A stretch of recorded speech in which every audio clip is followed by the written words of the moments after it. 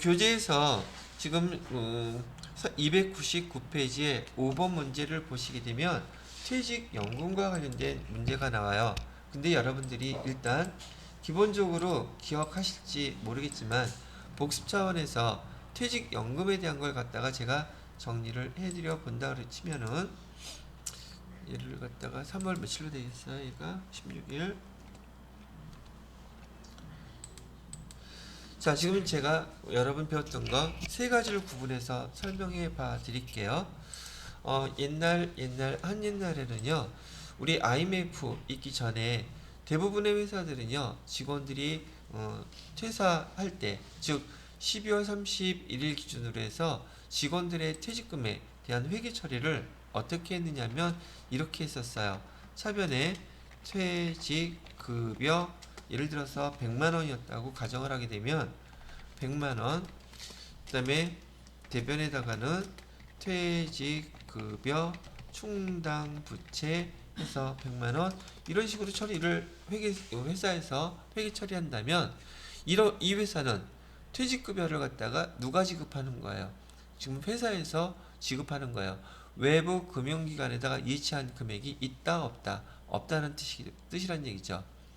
근데 이렇게 회계 처리를 하다 보니까 1997년에 IMF 터지면서 회사가 망하면 직장만 잃는 게 아니라 거기서 10년, 20년, 30년 근무했던 분들은 퇴직금까지 다 날리는 거죠.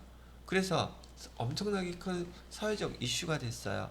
그래서 우리나라에서도 그 문제를 보완하기 위해서 그로부터 8년 후인 2005년도에 퇴직연금 제도를 도입하게 됐습니다. 그래서 12월 31일자로 전 직원이 퇴사한다는 것을 가정하고 퇴직금을 계산을 한 다음에 여기 퇴직급여 충당부채 돼 있는 거 있죠? 이 금액을 외부 금융기관에다가 이체해 놓으라고 했어요. 그럼 외부 금융기관으로 직원들의 퇴직금이 예금이 되는 거죠. 그리고 그 돈은 회사로 두 번 다시 안 들어와요. 그 누구 돈이기 때문에? 직원들 돈이기 때문에. 그래서 퇴사를 하더라도 금융기관에다가 직원 퇴사했다고 알려주면 그 회사가 퇴직연금 제도를 운용하고 있는 회사라면 그 자기 몫에 해당되는 퇴직금이 그 금융기관에서 여러분 계좌로 바로 이체가 된단 말이죠. 그럼 이렇게 퇴직연금 제도는 크게 두 가지가 시행되고 있었다고 배웠을 거죠. 확정 급여형이라는 걸 배웠었고요.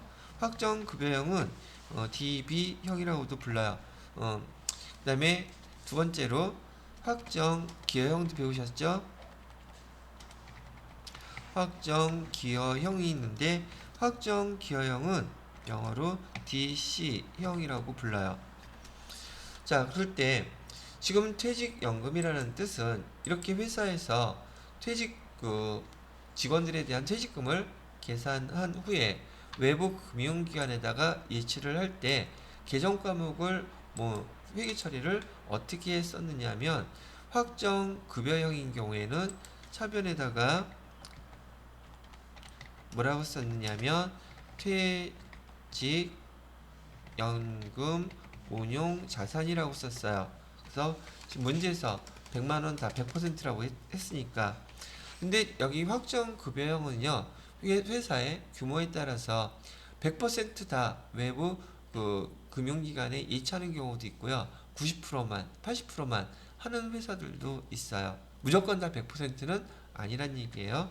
근데 여기는 일단 100%다 한다고 했으니까 대변에다가는 보통예금 계좌에서 이체했다 그러면 보통예금 계좌에 100만 원이 빠져나가게 이렇게 회계 처리를 했다는 걸로 여러분이 배웠단 말이죠.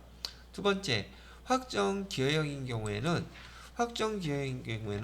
얘는 여기 그냥 퇴직 급여 이렇게 처리를 하고요.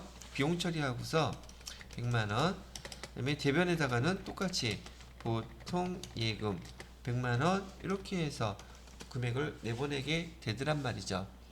자, 근데 이거는 퇴직급여 충당부채를 계산을 하고 난 다음에 그냥 외부 금융기관에다가 예치하는 그 회계 처리인 것 뿐이잖아요. 좀 막상 이전 직원이 퇴사를 하게 되면 퇴사를 할 때 회계 처리 어떻게 하느냐가 문제인데, 여러분이 TAT 2급에서 여기 확정 급여형일 때 퇴직급여 충당 여기 부채하고 퇴직연금 운용자산 상계 처리하는 거 배우셨었어요. 근데 거기 문제 있는데 기억을 못 하실 뿐이겠죠. 근데 그것도 제가 같이 설명을 해드릴 테니까 일단 보도록 하시죠. 여기서 얘기 나오는 확정급여형과 확정기여형의 차이점이 뭔가요?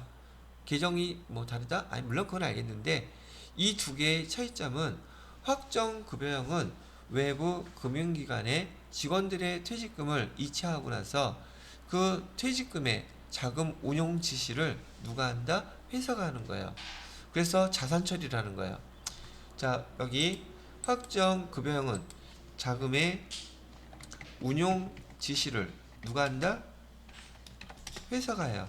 그래서 외부에 나갈 때도 그 계정의 명칭을 퇴직연금 운용자산이라고 써놓은 것이고요. 거기에 반해서 확정기여형은요, 여기 확정기여형은 이 자금의 운용 지시를 자금의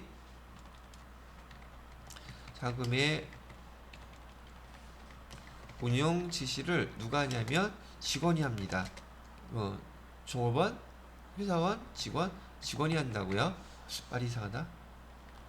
직원 개인들이 해요. 즉 확정기여형인 경우에는요, 그 직원들의 개인별로 계좌를 다 개설해줘요. 그리고 회사에서는 퇴직금에 대해서 비용 처리하고 왈가왈부 더 이상 신경 쓰지 않아요. 그럼 여러분은 인터넷 뱅킹으로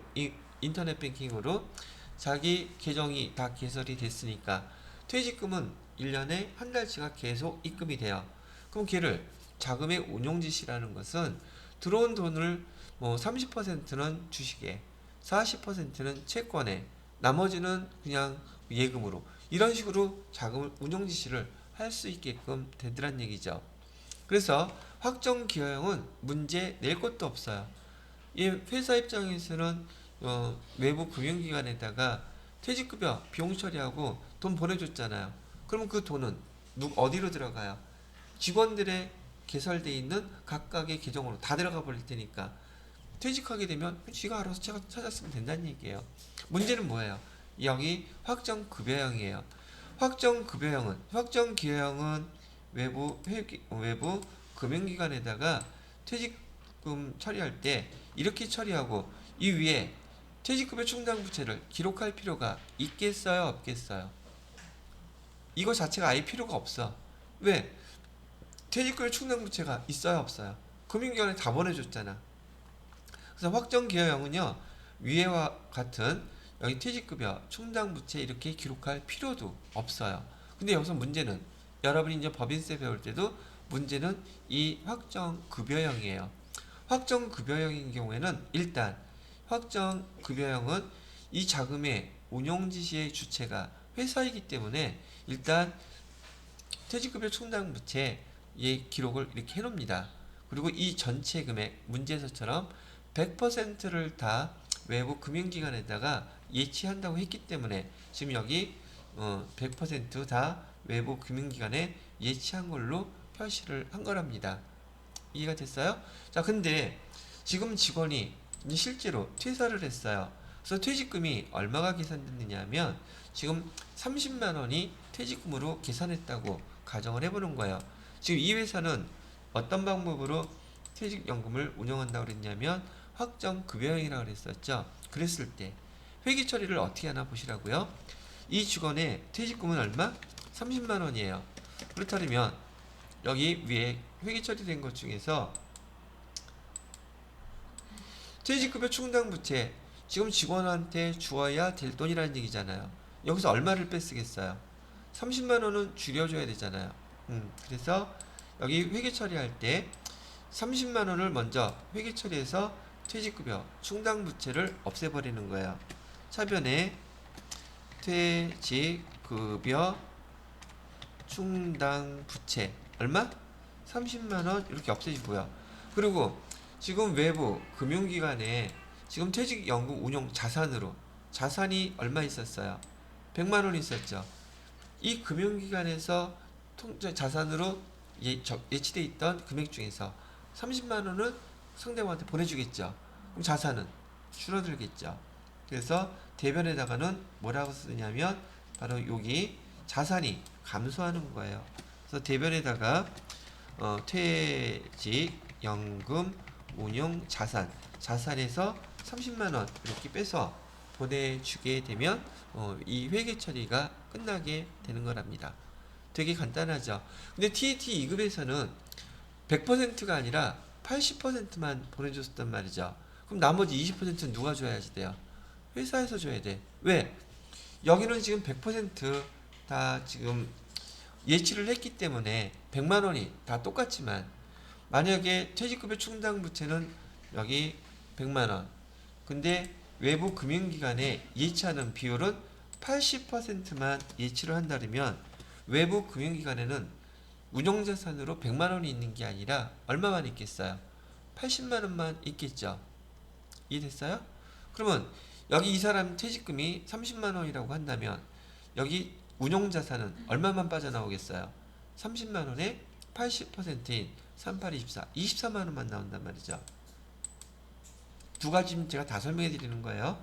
그럼 여기는 30만 원이 아니라 24만 원만 지급이 될 것이고 나머지 금액 차이가 얼마가 나요? 6만 원은 회사에서 보내줘야 되겠죠. 그죠? 이렇게. 그러면 여기서 여러분 이제 세무 1급 정도 됐으니까 앉아있는 데 힘드네. 여기 연금과 관련돼서 알아야 될 것은 지금 여기 확정 급여형도 있고 확정 기여형도 있는데 원천 퇴직금이니까 퇴직금을 주면 원천 징수해야 되죠. 원천 징수 의무자가 누구예요? 자, 첫 번째 확정 급여형일 경우 원천 징수 의무자는 금융기관일까요? 회사일까요? 애시당초 퇴직연금 제도를 운영하지 않는다면 퇴직금을 회사에서 직접 직원한테 지급하면서 원천 징수해야 되겠죠. 그래서 이 경우에는 퇴직연금에 대한 원천 징수 의무자는 회사예요.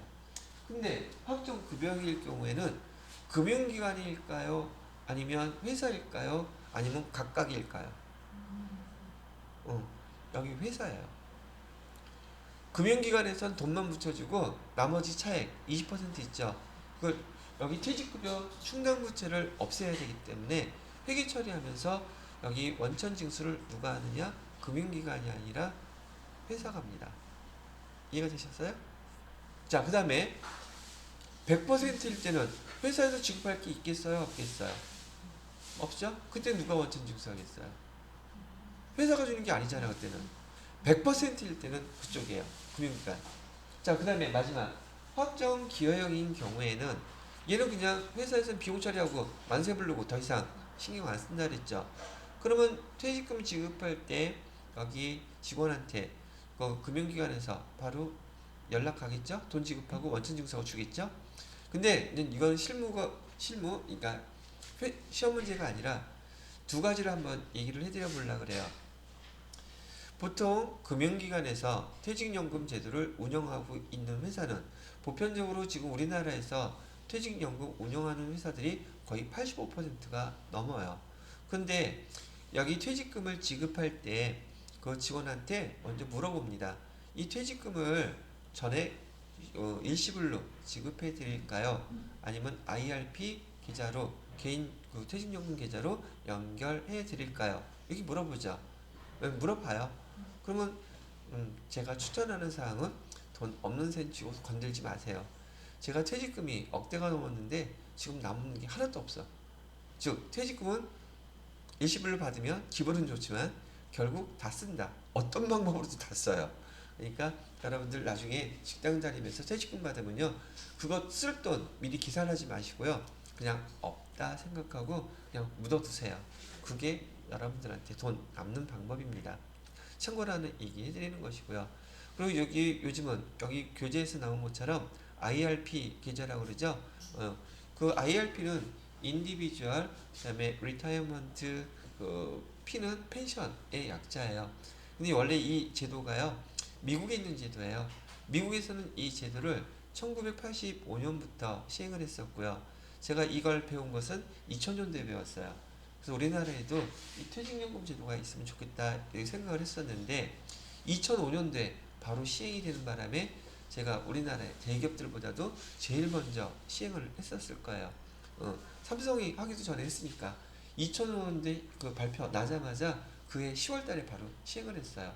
왜냐하면 저희 본사는 미국에 있기 때문에 미국에서는 벌써 이 제도를 시행하고 있고 한국에서도 이런 제도 시행한다고 하니까 우리나라에서도 바로 적용해서 시행하겠다 그랬더니 금방 오케이 하게끔 됐더란 말이죠.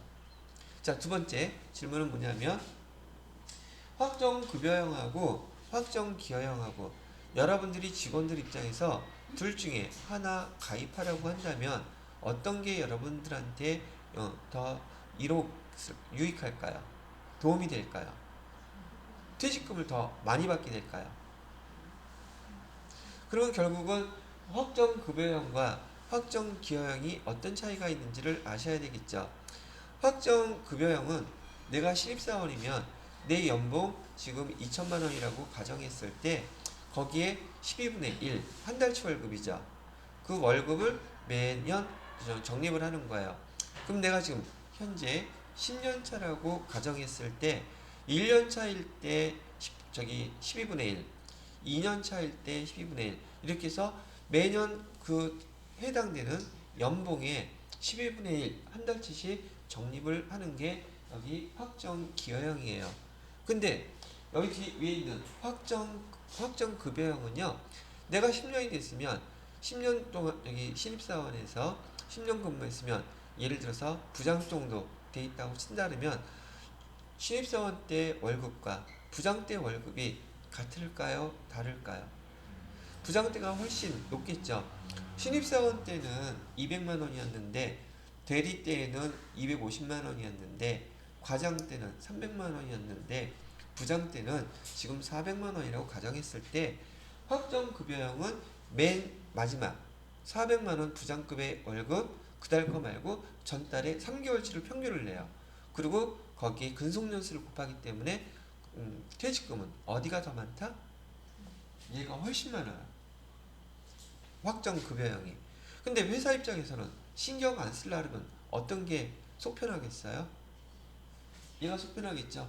물론 직장에 여기 퇴직연금 제도를 운영하는 회사에 여러분이 들어가게 됐을 때 뭐 1년, 2년, 2년, 3년 근무할 거라면 뭐 어떤 거에도 상관은 없겠지만 그죠? 장기 견속할 때는 여기 확정급여형이 훨씬 더 유리하다. 그리고 어떤 규모가 좀 있는 회사들은요, 기호에 따라서 확정급여형을 선택할 수도 있고 확정기여형을 선택할 수도 있고 직원이 원하는 대로 두 가지 다 운용하는 회사도 있어요. 여러분들은 이런 내용들을 알아야지 누구한테 얘기를 해주든지 여러분이 선택을 하든지 퇴직연금 제도가 어떤 건지 알아야지 선택을 할 수가 있지 않겠느냐는 거죠. 그죠?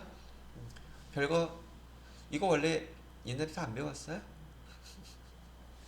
이거 내용 아는 분도 이렇게 흔치 않다는 얘기죠. 그래서 시험 문제만 풀려고 보는 것들이 아니라 제도에 대한 내용들도 제대로 잘 이해한 다음에 듣는 게 훨씬 낫지 않겠느냐. 그러면 좀 더 와닿지 않아요?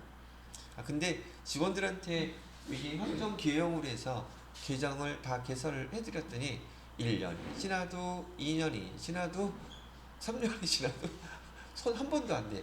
자금의 운용 지시를 한다 안 한다? 골치 아파. 안 해. 나도. 처음 설정됐을 때 그 상태로 그냥 놔두더란 얘기예요. 하다못해 저 또한 마찬가지로 손 안 대고 그냥 놔두는 거예요.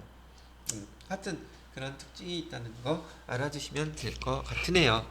자, 그러면 지금 설명을 기초로 해서 3월 16일 거를 보게 되면 지금 퇴직금 얼마라고 되어 있어요? 800만 원이라고 되어 있죠. 그리고 이 회사는 퇴직급여 충당부채에 대해서 여기 퇴직급여 퇴직연금 운용자산 몇 퍼센트 운영한다 그랬어요? 100% 다 운영한다 그랬었죠. 그럼 회계 처리는 지금 여기 써져 있는 초록색 글씨하고 똑같아지겠네요. 그럼 금액은 얼마가 된다는 얘기예요? 처변의 퇴직급여 충당부채 문제에서 주원 여기 800만 원 이렇게 회계 처리하면 되겠고요. 대변에다가는 뭐라고 쓰면 돼요? 퇴직연금 운용자산 해갖고 800만 원, 900만 원 이렇게 써주시면 회계 처리가 끝나는 게 되겠죠. 뭐에 대해서는요? 여기 5번 문제에 대해서는 여러분이 회계 처리를 그렇게 해주시면 되겠다고 얘기를 해드리는 것이랍니다. 퇴직연금 운용자산도 금융기관이기 때문에 거래처 빼먹으면 안 돼요. 거래처 빼먹으면 감점입니다. 자, 그러면 여기 3월 16일자로 그대로 저도 회계 처리를 해보도록 하죠. 이거죠.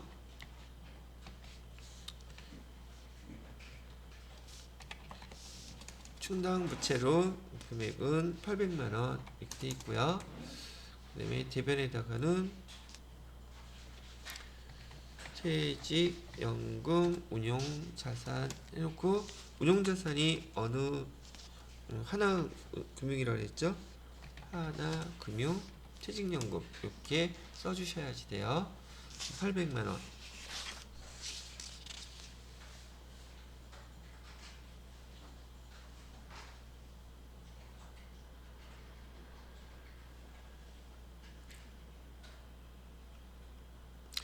자, 이렇게 회계 처리를 해드리고, 아유, 문제 하나하나마다 설명할 게 굉장히 많게 나오네.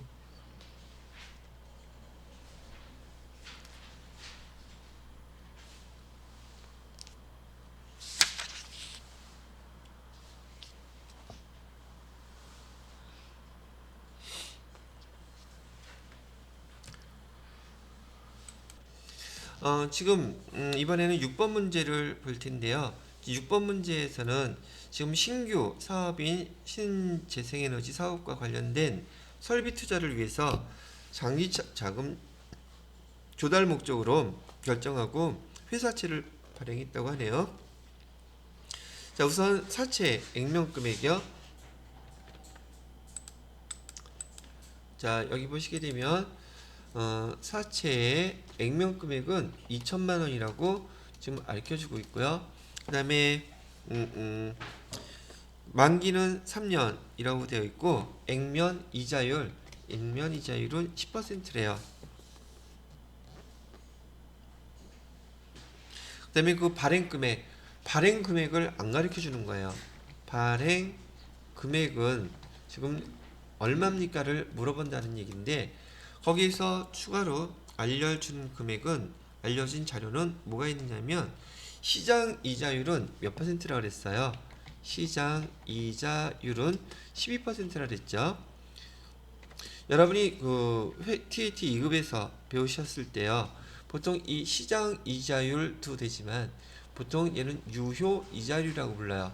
그리고 이런 금융 비용에 대한 생각은 유효 이자율법으로 생각하게 되는데, 요 자료만 가지고 여러분은 지금부터 우리가 이 사채를 발행하는 금액이 얼마인지를 알아내야 된단 말이죠.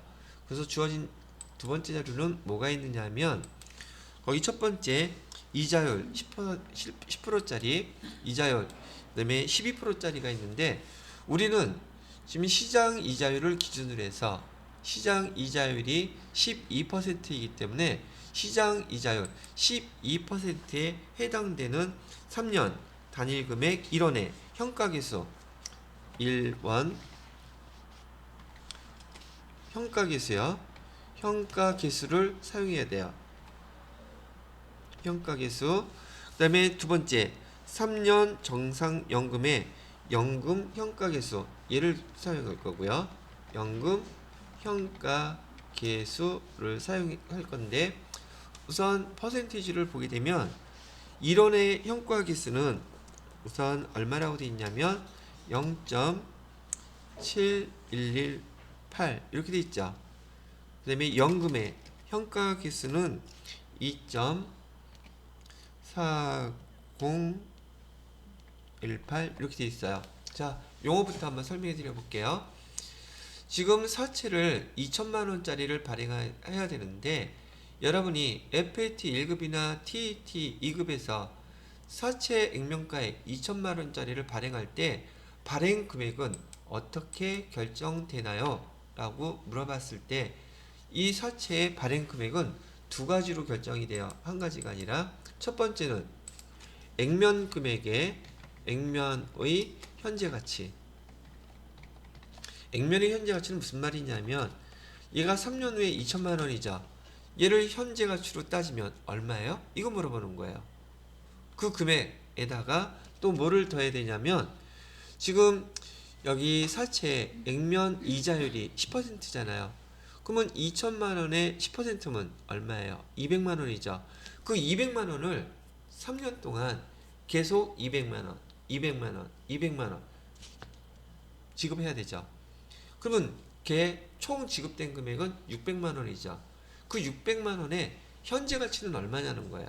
그 두 가지를 합쳐야 돼요. 그래서 지급되는 지급 이자의 총액 그럼 600만 원일 텐데 얘 뭐 무슨 가치? 총액의 현재 가치 이 두 가지가 합쳐져야지만이 발행 금액이 계산이 되는 거예요.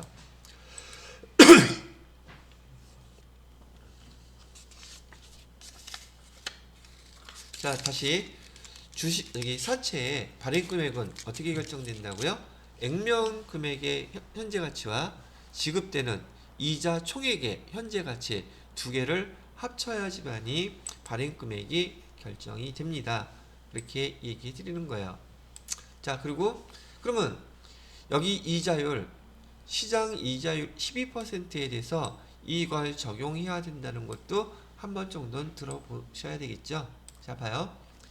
2천만 원짜리가 지금 3년 후에 2천만 원이라면 현재는 2천만 원보다 크겠습니까? 작겠습니까? 작겠죠. 그래서 이거 사용하는 거예요.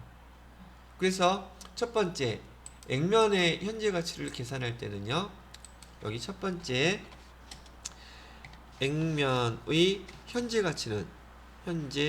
가치는 어떻게 계산하느냐면 2천만 원 곱하기 0.7118 이렇게 해주면 얼마가 계산이 되나요?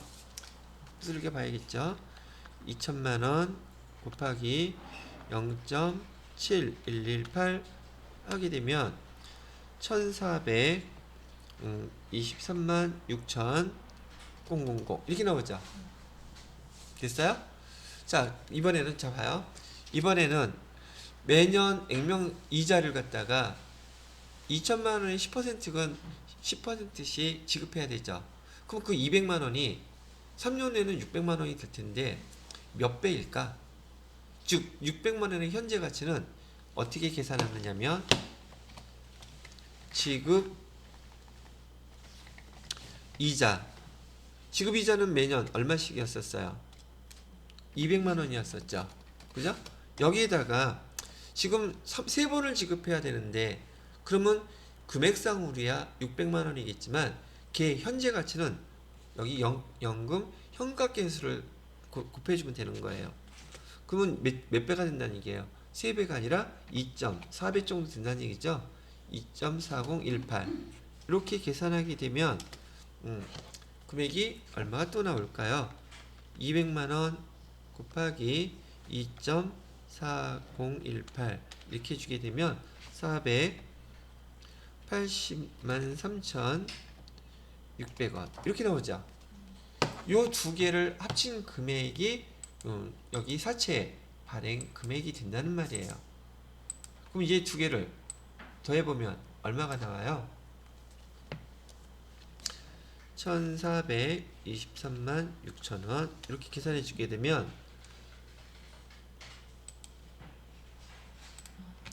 1900만 9,600원 이렇게 나오죠. 거기 발행 금액하고 딱 맞죠. 원래는 이렇게 계산하는 거예요. 근데 시험 문제는 안 나. 근데 여기서 제가 알려드리고 싶었던 거는 장담은 못해요.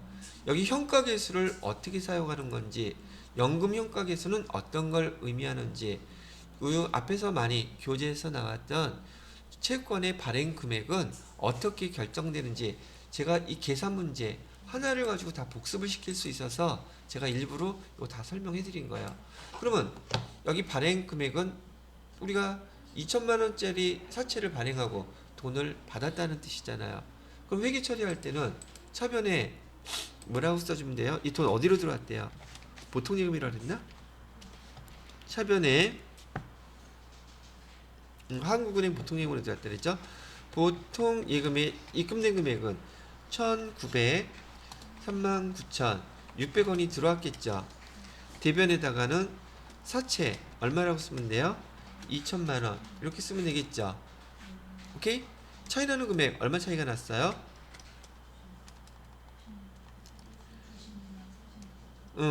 그래서 얘 이름은 뭐예요? 사채 할인 발행한 거죠? 할인 발행 차금이라고 쓰고서 나머지 차이 금액인 얼마를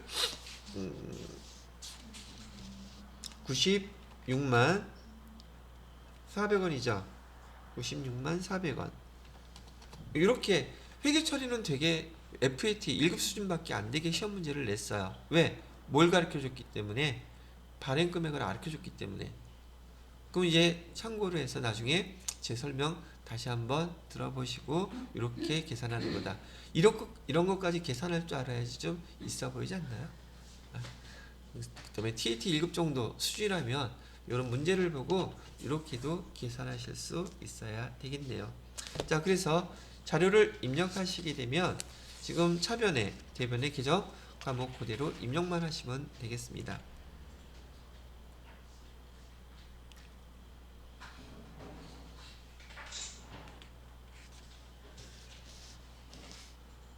6번 문제죠. 자, 이거 지워도 되겠죠? 날짜는 3월 18일로요.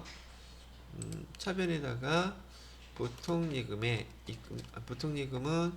한국은행이었었고요.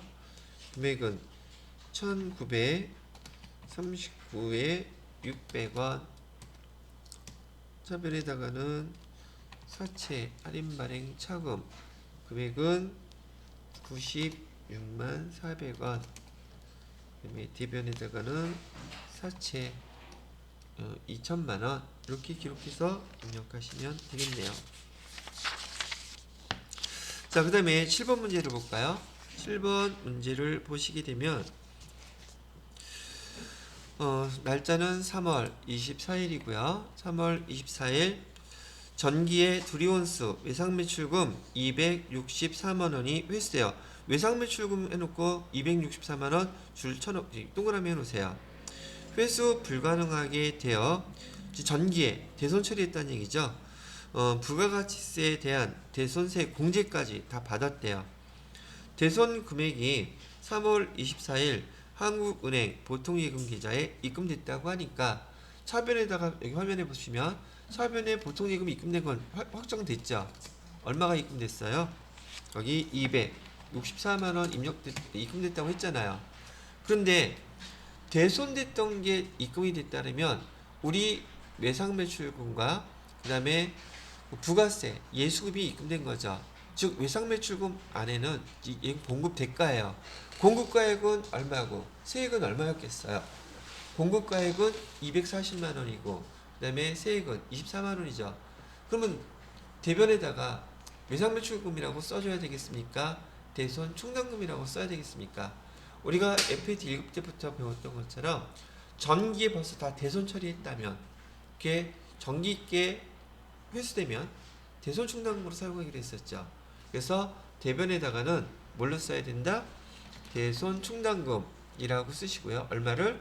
240만원. 나머지는 부가세 예수금은 이제 납부해야 되죠. 왜? 지난번에 세액 공제 다 받았다면서요.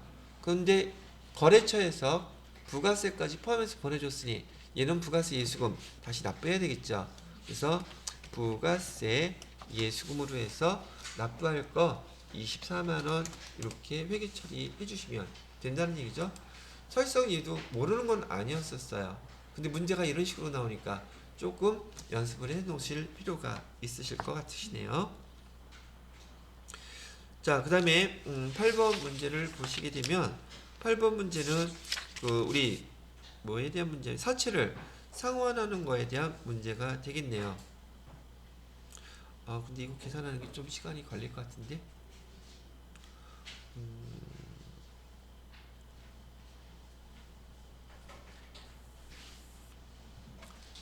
시간이 딱 5분 남았기 때문에 더 설명하기가 좀 거시기해요. 자, 저기 오늘 수업은 여기까지만 하겠습니다.